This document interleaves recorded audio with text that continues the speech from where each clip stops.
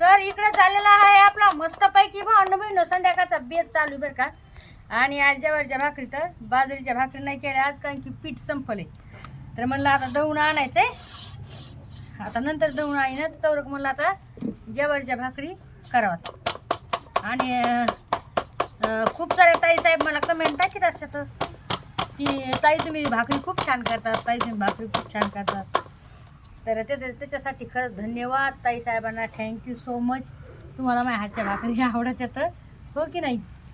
आणि पहिल्यापासून सवय ना चुलीवर भाकरी करायची किंवा याच्यावर करायची इस्टूलवर.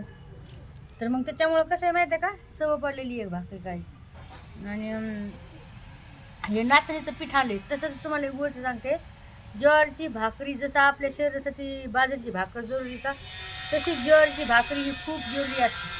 तुम्हाला खरी गोष्ट सांगते, तुम्ही मला नेहमी विचारत असतात की संगीताई तुम्ही चपाती का बरं नाही खात, तुम्ही चपाती तर मला नाही आवडत, चपातीचे किती किती खा, तुम्हाला जर आवडत असेल तर खा, असं मग म्हणणं नाही आहे नका खाऊ म्हणून. खा चपाती, पण काय नाही, चपाती पण जरुरीच आहे आपल्या शरीरासाठी होईल.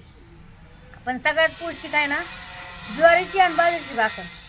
तुमच्या मुलाला आहे ना, मुलांना तुमच्यावाल्या ज्वारीची आणि बाजरीच्या भाकरीची सवय राहू द्या, लावा त्यांना. दररोज त्यांना एक टायमाला का होईना अर्धी भाकर किंवा कोरभर भाकर द्यायची. म्हणजे ते खरी गोष्ट सांगायला, मी असे काही लेकरं बघितलेले तर की त्यांना ना आवडतच नाही अजिबात, ते खातच नाही ते याची भाकर, होते नाही ज्वारीची बाजरीची. तर नाही, आपल्या लेकराच्या शरीरासाठी चांगले आणि आपल्या लेकरासाठी पण चांगले ते. त्याच्यामुळं कसं आहे माहिती आहे का, ज्वारीची भाकर खाणं जरुरी. मी नाचणी आणली बरं का दळून भांडून, 1 किलो आणली, जास्त नाही. आमच्या गावाकडं काय 80 रुपये किलो भेटली बाबा. तुमच्या गावाकडं काय किलो मला सांगा नक्की.